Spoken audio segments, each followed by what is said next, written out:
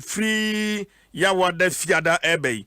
Me fia se no freshman capsules and a fresh lady capsules me di ho dance here freshman capsules and a fresh cool capsules. Fresh lady no e madia.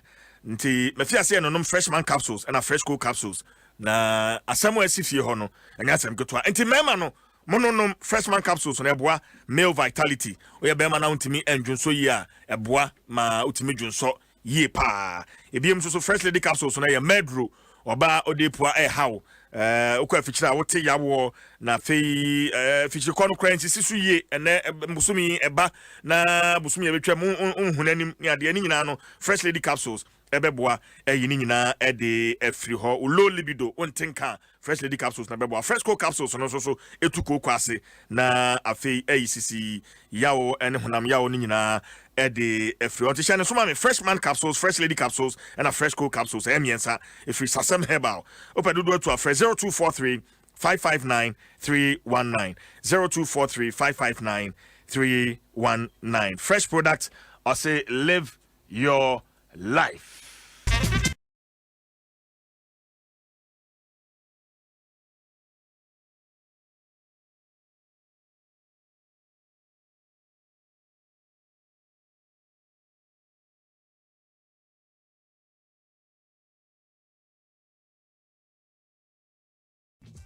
Adom 106.3 FM. I invested on my DBS roofing sheets and I feel Franco Trading Enterprise. Omada Roma. And Omukra Sine, the Fabɛwɔso. Yade Brewo. Nanso so asam wo ho.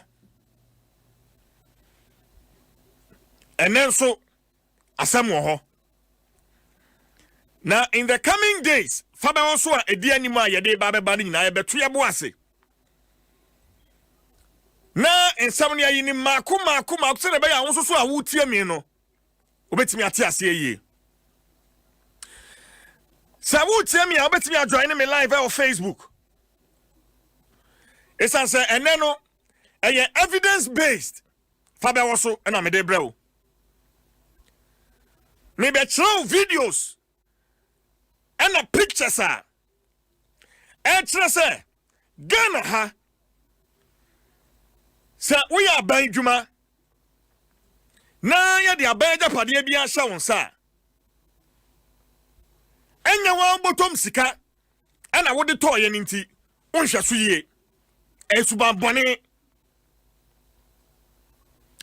bone say obi eya ban juma na ya ma ne kai say Jina fire wa dwumai kwanya ofa so akura car no aban car no ene se bia na ono awa ne car ene owa aban de so ka ho but uhwe mienu no a kwanya ofa so hwe aban de no so ene kwanya ofa so akura ne no anasa de ne bottom sika to no so no yedem aban de no de ensei aban de no de ensei Anye suman papa. Say you sit down bi near so a building a office, municipal assembly, and I say a ministry, and a department, and an agency there. In fear pity pay, not painty crano, a bin cardine home. Not painty crabbing cardine home. And I always keep saying,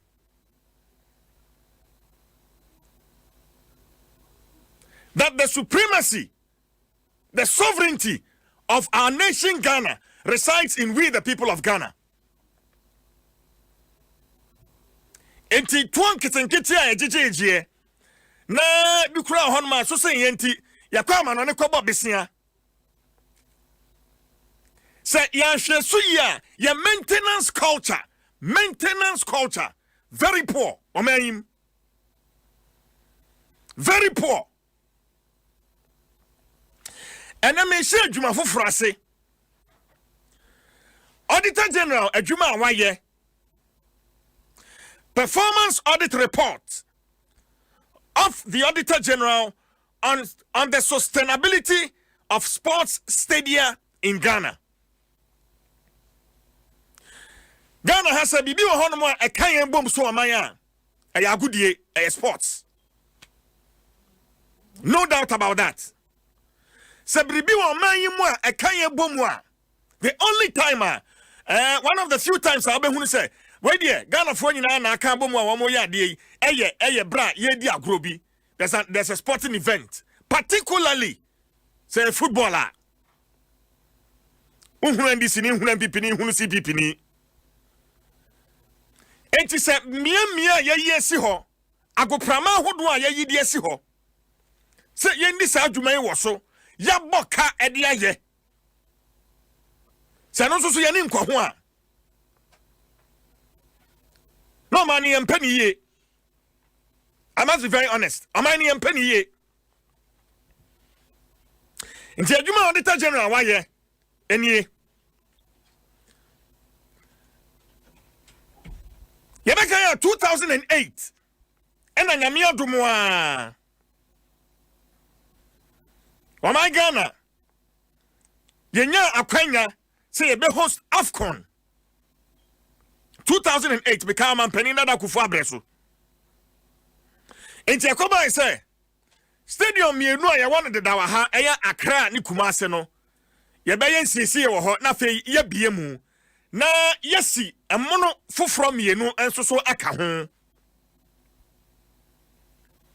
enti Accra Sports Stadium ni Kumase Sports Stadium ni ye biem emana kane 20,000 nipa 20,000 na etimi fa no afa etimi fa 40,000 eka ye bo Accra Sports Stadium $31 million tienio enye Ghana cedis $31 million ene edisi Accra Sports Stadium Kumasi Sports Stadium $26 million America sikano wa pepe edionunsia 26 million. If you are China say see Tamale Sports Stadium na fey Esipon Sports Stadium mienu ni nyina ka ye bo wo ho Tamale ani Esipon $78 million mienu no na ye chemu pe edema stadium agropama mienu ni nyina na se ba ku bia cost yen $39 million.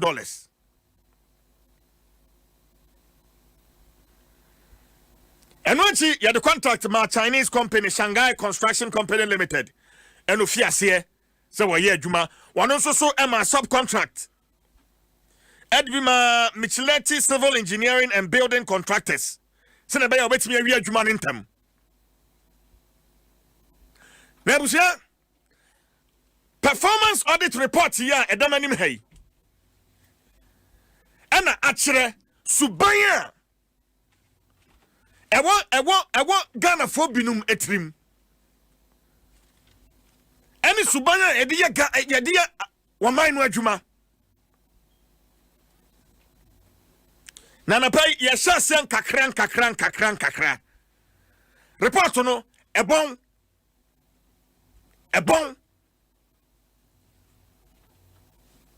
Sagu prama hudway. Nancy sayani say. Sika yenya free agoprama hono stadium hono. Sa sika no an ye de bo stadium no hombra. Sika yenya ne fra no IGF, internally generated fund. Eno an ye de hwesiesie stadium no. Eno an ye de hwe edisiesie stadium no.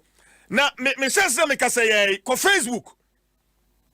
Ena me chance free etifedo Tamale Sports Stadium. And I who Facebook no. You see, so good promote where we in Fianchy. And I feel you who say Sports Stadium na fay at it up on someone is a scoreboard and Yajuma. And Nadia metallic beams here way every night chain. And Konya Stadium ha ebubu.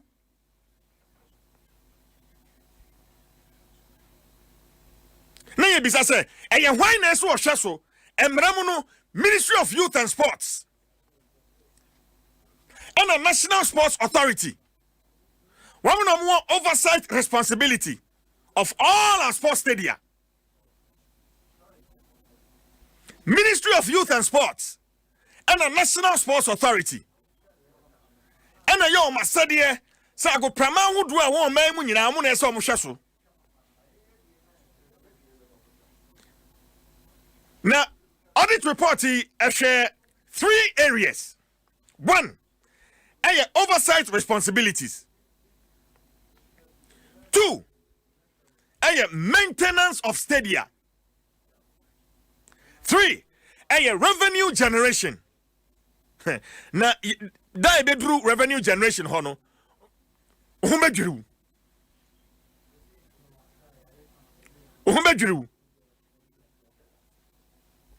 Sikanu free agopamano mubano. Yan shem fan CC agopamano. Stadium no anyade edisa sikani CC. Etinam bisasa sikanu efahin. Sikano efahin. Tamale Sports Stadium Stadium Monocrown 2008 NEC ko Facebook na he ko Facebook Adom 106.3 FM na he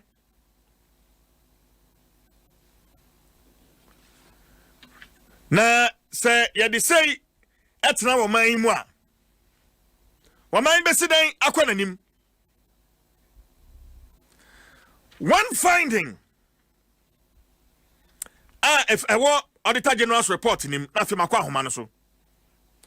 We noted that Ministry of Youth and Sports did not have a policy on operations and maintenance of the stadia, and National Sports Authority did not also have a plan to operate and maintain the various stadia. Management of the Ministry of Youth and Sports and National Sports Authority did not also have monitoring and evaluation strategies to evaluate performance of the various stadia to ensure their physical and financial sustainability. Stadium near CVA, no, prime behind maintenance strategy behind ho. And I done millions of dollars. Millions of dollars. Go Facebook. Nahe, una beho. Ilias Raouf Dabre. And I'm Sumano. Say Ilias Way. Kwa Tamale Sports Stadium. Na biana reporting sama wakikai. Na entesa. Wafu ani kwahwe. Na fei babaya manie. Ilias atu anamon akoho. Wakohwe. Na hwe enkonya wo stadium ho efa bubu simply because there is no policy on operations. Ilias Wakwaba. Mesumao Emma Uko share Tamale Sports Stadium based on Ajuma Auditor General for Wamaye. What send the videos and the pictures bebre? Ibine or Facebook says but one Kazangasa Uko Hono Ago Pramano facility no Kazangasa at the same Iliasu. But I feel a bright cocoa PM Honor Lucani facility no. Sadie abofo be ya na se bra na be bokan 2008 almost 3 years sadie eduye no ho ene kai de nti ameka se baby eduye ho ne kai no o hwe ye friend say offices ahodo baby a nke wo se ho no ye use se bia o manfo bi se yem plus ebi ho yem plus ta mu ena form no kra no e ke de check so maye ne se de afeni e beto ta so de beto ta sa se de mo tan ye form no ta ene che ebeti ene na se o hwe baby a eye wo mo anka be hwe ade fon be tena hwebo na enkonya na nkata kwa ewo sisi ano dodo na atututu a e na de entutu ye so dodo na apai ye pa na ho baby a nkonya na wo say ye wo yellow ye green ye red ne de keka baby a ye kakra kwa no yellow baby no na red ne de o de dodo na tutu red no side no so na VVIP no side but you see ye betumi aka asisu bi a chemu ne say so o hwe stadium no ho an kasa kwa na mpo me che wall no mu no afu a yendo ye afu pa yendo ye a obi gyina mu a nkrante kwa ho no mu a ubetumi apamo nkrante ho pa no so Iliasu gyina so ma me ko Facebook ko hwesa ne a hon mu afuo baby a waka say ho afuo no ko hwe no Facebook sesi a hwesa ne stadium hon mu ho afuo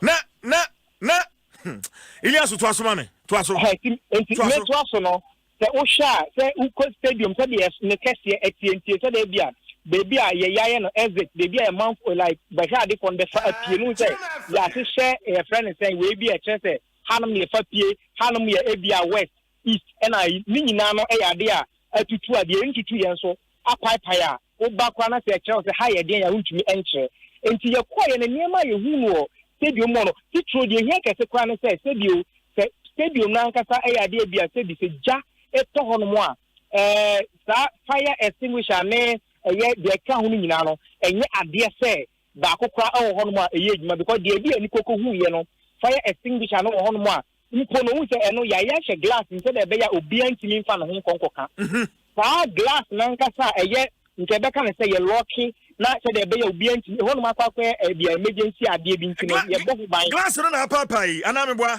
a pipe eno na make a pipe ya hwi ni ona who say o my ye na omudi hole no akwako ph say that be as a jeto mu a ebia fire service car ba baby oba connect no pipe ni ade no nukurani sa reference pipe ni nyina na yade a enya ade a eye edwuma kra ho no ma ni nyina no atutu a egu fom ye koye no ba bi ehu say ebi kra ewo kakra no eye ba bi a na ewo west side ho no no e na sa friend tube no mo be connect mo de insonde form na mo de adum gel so de na mo de be ye no enu mpo no krampa ye be ka se ewo ho no so e ya de na sa tube na ye so mu hwe no na enu so apai ti enu no se stadium mo bibi koso na se ja stadium ma nya me mfa sa ma na se ja to mo no ma enye ade se ye betimi aso ano izisa enye timi enso ano izisa entisi de ye ko ho no de hu ye ka se de bono to fa ye betimi aka nyina se bibia eni hono mo a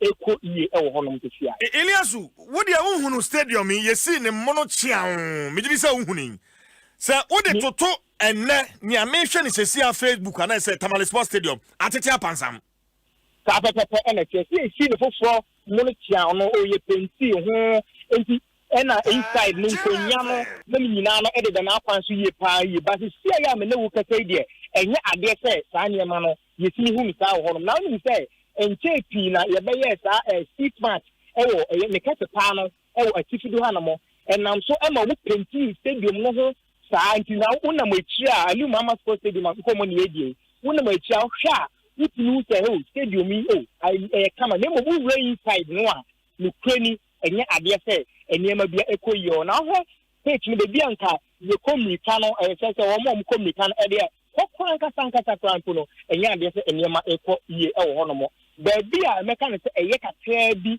eye ba bia mo conferences outdoor bia so mo be ye nhwemu bi ni ade a ekoso ho no de e ho de o ma maintain ne kakra e na ba bia o ma hu se ho so mo ye no hard village nti ba bia se kramofo no be ko me bom pae no enwo so no kete e na mo de asese form a me trese o ma ya nke so mo to tasa mo nya entimi ento ye no na stadium na nkasa nso no hwehwemu aka ye e fa ho trese ba bi ho ma asori fo nso e de ebo empire ni tre ye nuanum Christians ye nso ebo empire na mo trese enu mpo na o ma ye no omo no asori fo na de ebia omo ka omo wo e de koye ye se de be e de be tete omo ne ade enti uyi bebi e bo empire e fi ho no mo ni bebi a bia nhyiamu bi be koso omo be ye ne ade a si de metumi aka si de ase de anu a ekoye ho no mo na ho kakaka ewo east side ho no mo kakaka wo fom esi a mekase ye wie ho no mo ade a ye ko ya ye hu say plastic chair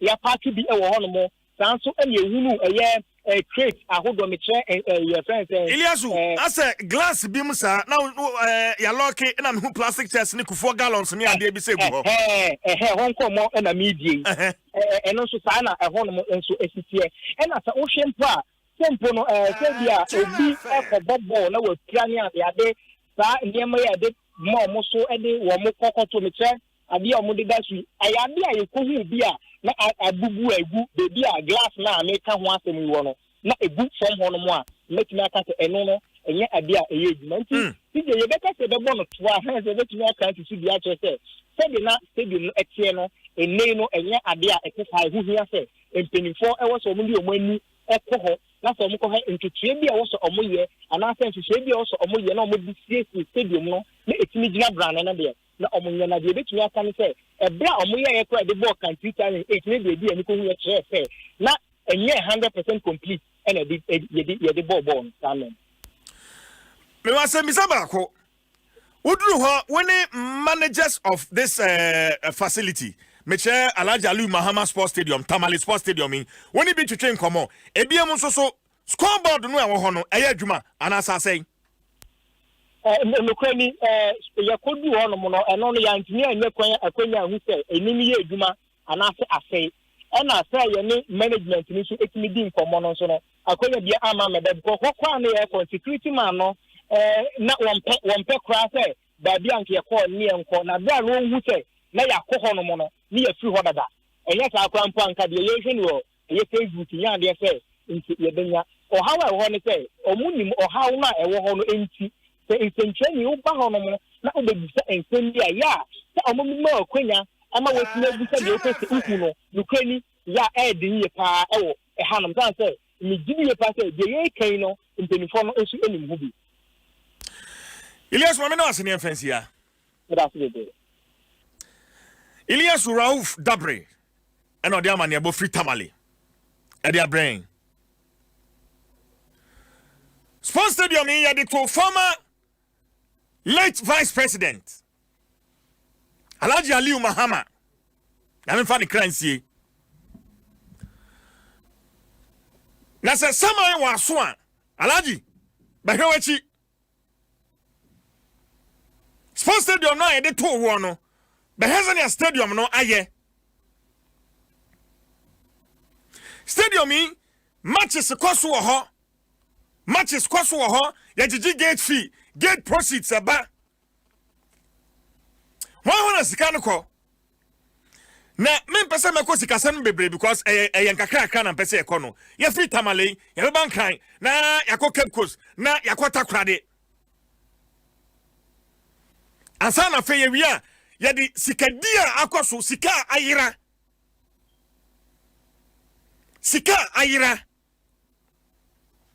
schools baya intakọ na oma pai nkonya na yaje wom ho sika bisi Kumasi Sports Stadium yaje wom sika no anka yade kwakoto new chairs yade kwato nkonya foforo no nkonya no a yanto sika no so a ayira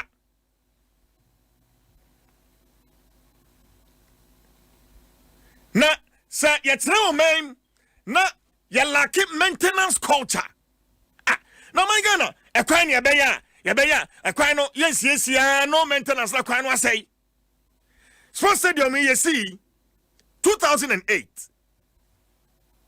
enso hwe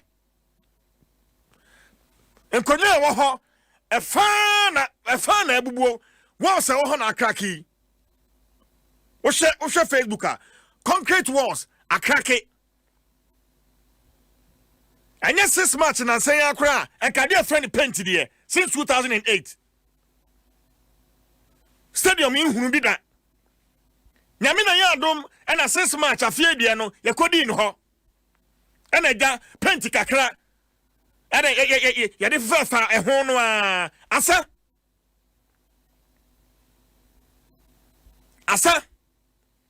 National Sports Authority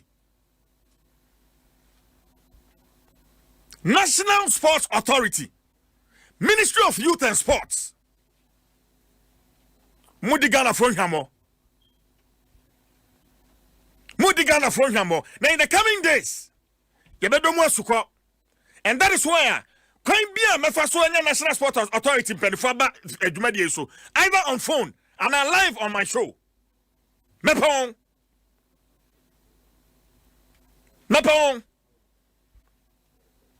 Because if there's revenue generated, then that revenue generated should go into maintaining the facility. Na sikano dieba, nso ba se mfansie ya na akwa ebu achibidin. Yaya ni abeka sansemi. Yaya ani abeka sansemi. Say the juma na shawunsa na se what this car. You need to make a refund. Sikano yabeji. Ubetia.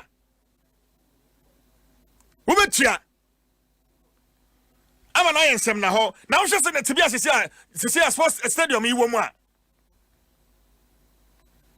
COVID-19 inti as an answer agudi ani ade akofam. But like wa wo hwe senia. But stadium yi aya. Ya sha broche EPL ne Spanish La Liga ni ade a. Ye hunu senia almost sports stadium etie. Na ye fe. Ye hwese ni agoprama hodo atie wa monone a ye fe.